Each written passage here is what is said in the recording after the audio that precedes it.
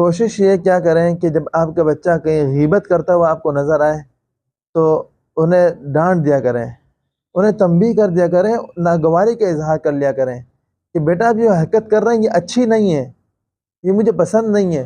जब आप अपनी पसंद का इज़हार करेंगे तो या तो वो खामोश हो जाएगा या आपसे पूछेगा।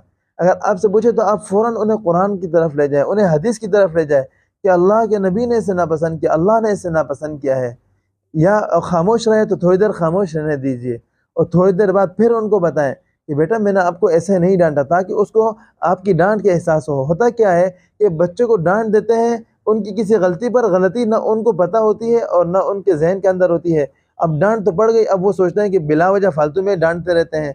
तो आप डांटें, थोड़ी देर बाद अगर वो खामोश है तो उन्हें बताएं कि बेटा मैंने आपको इस बात पर डांटा और ये हरकत आपकी सही नहीं है, आपको अपनी इस्लाह की फ़िक्र करनी चाहिए। तो आप इस तरह उसको बताएंगे, उसको अपनी गलती का एहसास होगा।